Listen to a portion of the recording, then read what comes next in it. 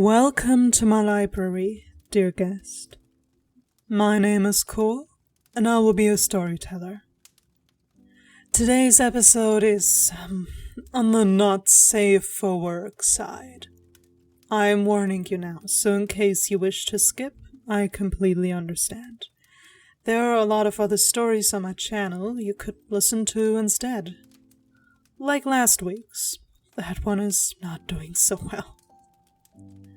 Without further ado, let us begin. Story number 1. This is D&D, not an outlet for your sexual frustrations. By the author, Dark Chicken Wing. This goes all the way back to 2005 to 2006. The internet was still a new expanse. AOL and MySpace were still popular, and we were a group of nerdy teens who were expanding our self-determination by playing D&D or some other TTRPG. It has been almost 20 years, so the exact date in TTRPG does not come to mind. Anyways, the cast. Me, a 15 to 16-year-old guy that looks like 22. Horny, a 14 to 15-year-old dude with the developing body of a middle-aged plumber.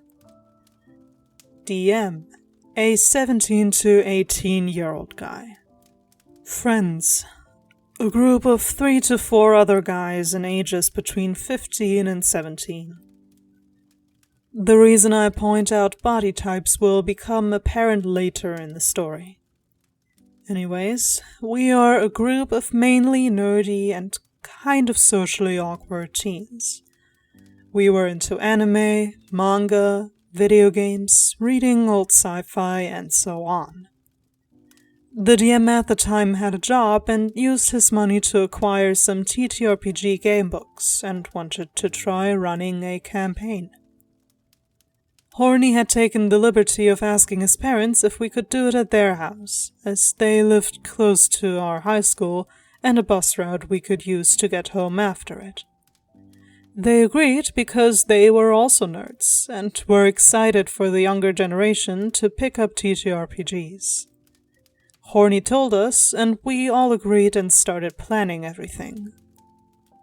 We didn't make our PCs until day 1. That way, we were all in the room, knew all stat rolls were legitimate, and could talk over things to build our party. This is where the problems started. You see, I enjoy playing female PCs in RPG games. I'm not trans, it is not a fetish, I just enjoy female PCs. Being in a group of teenage boys who were starting their sexual awakening, I had to deal with, "Are you gay? Do you wish to be a woman? Why would you do that? That is gay. Are you trying to seduce your way through this campaign?" And so on. I grew up with a ball-busting family, so none of this bothered me, and eventually they laid off. Except for Horny. You see, he was transfixed with the idea of my female PC, wanted to know all the details, and while a little weird, I just figured we were all a little weird and let it slide. I didn't want to cause issues before we even started.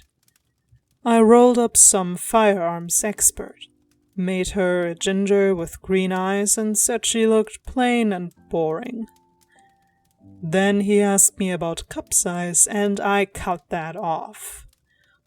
Told him this was D&D and not some AOL sext session. He dropped it. The next day we had our first session. The classic meet in a pub and introduce each PC thing. Things were going well.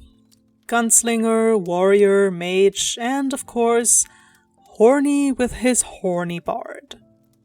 Okay, fair enough.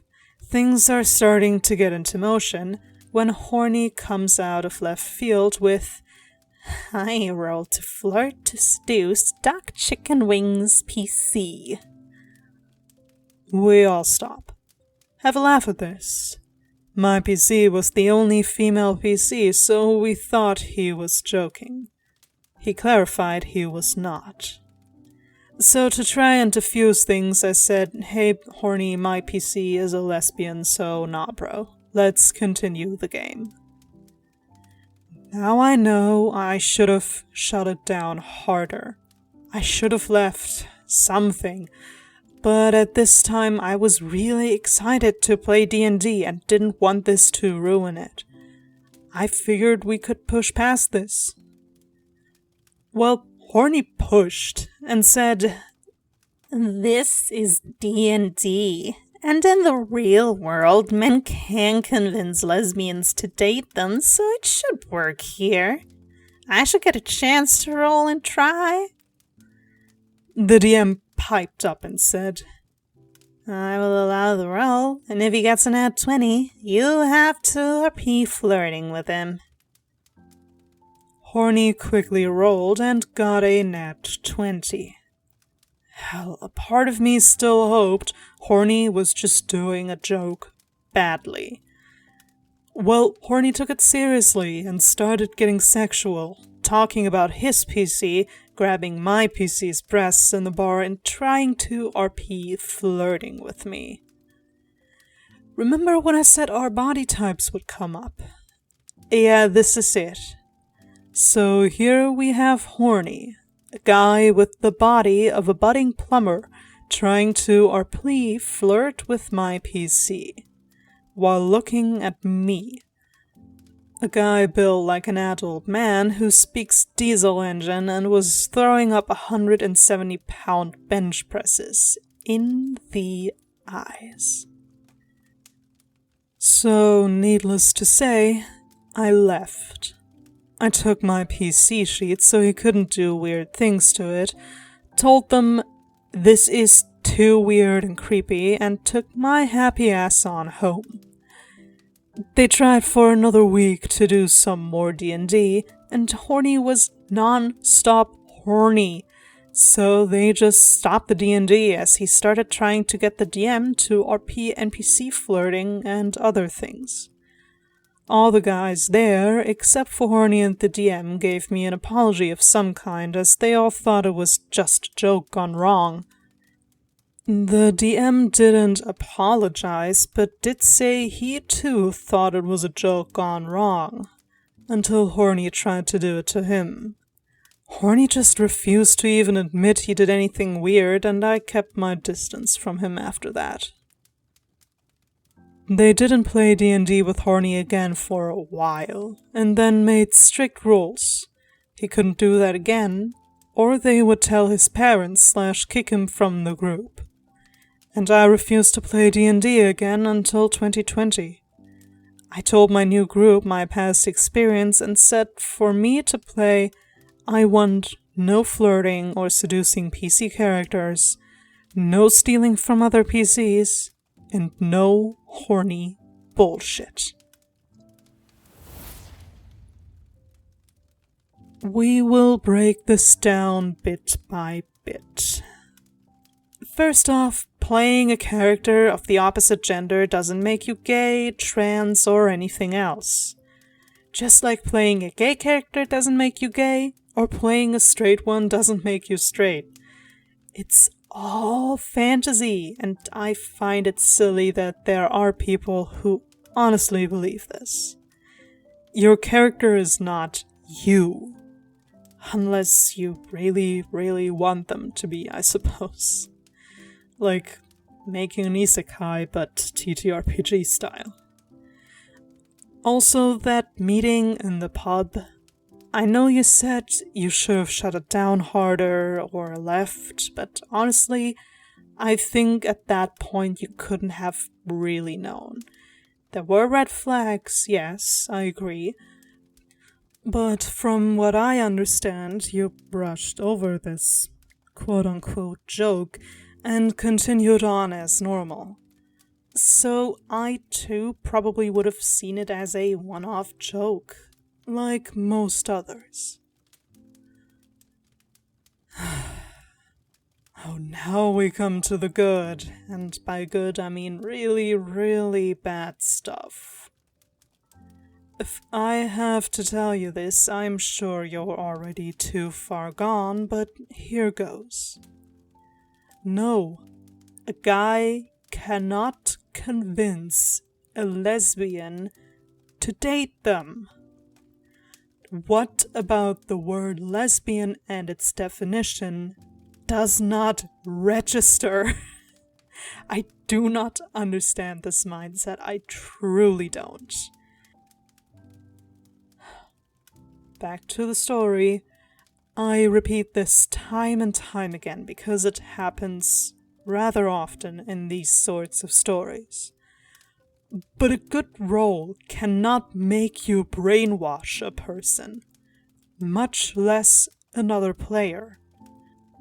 A good role will not make a lesbian want to fuck you. Which is not even mentioning how uncomfortable this must have been to the player himself. He doesn't want to roleplay this. He shouldn't have to or be forced to by the DM. Everybody at the table should be comfortable, and I have to wonder, did Horny not at all feel awkward doing this?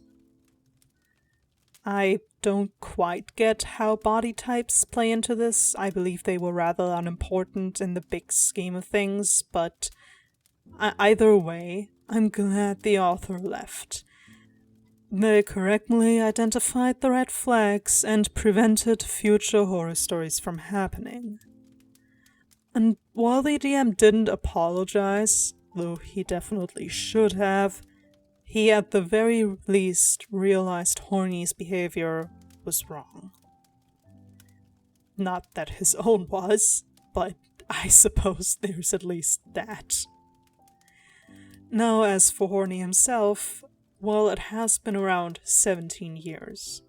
Given that he was 15 around the time, I hope that this was just the move of a dumb teenager and that he has learned since then. Now, moved on to better things. At least, I sincerely hope that's the case. Now, on to the next story. Story number 2. DM is an orc, therefore he does bad things. By the author, Pink Dave 39. This was several years ago, so it's slightly hazy.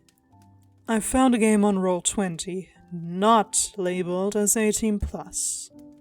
Good, thought past me, who was uncomfortable with the idea of role-playing 18+ things. This is before I realized most are labeled that way for violence, tone, or language. I get in, make a character who, as it is important to the story, is female. I show up on time for the first session and hop into voice chat. We greet each other. There is 4 of us players and the DM, of which I'll name. I don't remember their real names anyway, it's been too long. Joe, Robert, Lilia, me, and DM. 2 male characters, 2 female characters. The player of the other female character is Lilia, and she introduces herself saying that she is, in fact, only 15 in real life, and hopes it will not be an issue, same with her being the only girl at the table. A general no problem is given by the players. I do not recall if DM commented on it or not. Here's where things get weird. The DM sets the scene that we are all in a tavern just hanging out, and that a villager runs in and is screaming about orcs on the edge of town attacking people. The DM then tells us that we rush to see what we can do to help, leaving our equipment behind. Wait, what? The DM sighs and explains that, given that we were just casually hanging out, we would not have been wearing our armor sets and would not have time to don them before arriving at the scene. A little bit of disagreement pops out of that, but at this point, one of the other players, I believe it was Joe, invites us all to a private chat that the DM does not know about. Joe says that perhaps the DM is just trying to set the scene, that we might not have been wearing all our gear and maybe we should just go along with it and see what happens. So we concede the armor point, but argue that most of us would probably at least grab a weapon, seeing as we have heard that orcs are attacking. But the DM starts pushing on this too, claiming we would have left to help immediately. And even as us players start to point out that we could have totally just had a sword strapped on or a knife concealed somewhere, he moves on to us arriving. On this point, even Joe mentioned that he felt that it didn't make any sense for any of our characters to leave without arming themselves.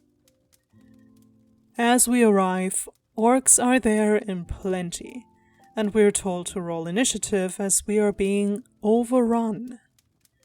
We are confused as to why we would be engaging unarmed, but that would soon become clear as the DM rolled for about 11 orcs individually. Several are going before we have a chance to do anything. The DM tells us, as he rolls some checks, that the first orc went about grappling my character successfully. That's not good. But then we hit the horror part of this story, as a second orc comes over, and the DM elaborates that the orc rips off your shirt, exposing your boobs. DM then starts going into detail, making very clear that the orcs are horny and ready to, well, do things to my character. After which I think it was Robert's turn, but there's a bewildered silence. Then Lilia speaks up. This is a bit uncomfortable.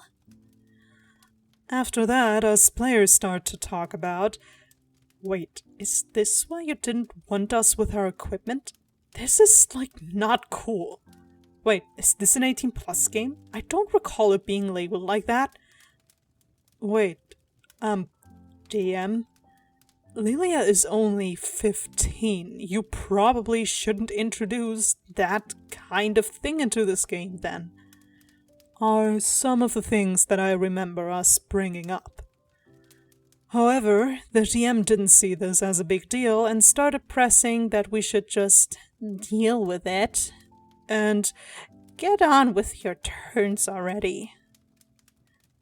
But then I recall in this argument, the DM said, they're orcs. This is what orcs do. But we players pointed out that you're in charge of the game. And you decide what orcs do, and this is what you have decided to go with?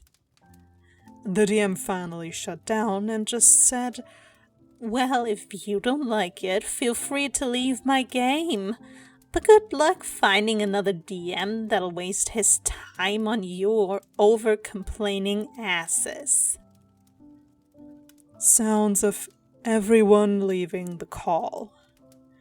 Us players talked in the private chat for a bit, apologizing to Lilia, telling her that not all DMs run games like that.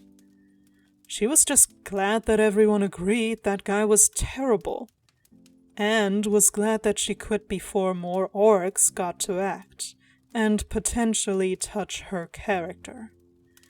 We went our separate ways after that.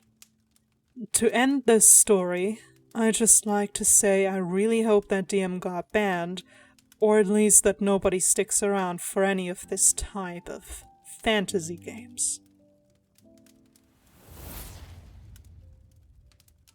Honestly, the players put it perfectly. You're the DM. You're in charge of what orcs do in your world. You can't go with, just orc things like you're not the one to blame. You are. This is disgusting and revolting. Not only did nobody consent to this, but you also have a child at your table. It's a good thing that they left right then and there because, oh boy, he would not have stopped. And look, I think it is very plain to see that they're trying to very, very heavily railroad them. You don't have armor or weapons. Yeah, right, because adventurers totally wouldn't quickly grab their weapons when hearing of an orc attack. That is not the first thing they would do at all. At that point, just write a book. I sure as hell won't read it or put it up in my library, but anything to keep you from dragging unconsenting players and a child into your fantasies. Disgusting. Those were quite some stories for today, but now to move on to something more pleasant. I'm talking about the exhibition journal, where I display the fan art you make for this channel. Today's fan art was made by Mothman, drawing me in the well-known JoJo style. I have a confession to make here. I never watched JoJo. Yes, I know, but I know of JoJo because, well, who doesn't? And I, thanks to Mothman's lovely depiction, know that if I existed within that world, I would look pretty badass. And I think that is all I truly need to know, isn't it? Wait, can I do the JoJo meme thing? 静かにして。これは同窓館です。 That was actually so cringe. Holy shit. I just had to use Google Translate for this. Anyway, thank you so much for your fan art, Mothman. Their socials are displayed on screen and are linked in the description below, which is where you will also find the link to my Discord where you can share your own fan art if you so desire. If you do not have Discord, then feel free to send it to the email linked in my About section. That will be all for today. I hope you enjoyed your stay and that I will see you again soon. For there are always more stories to be shared.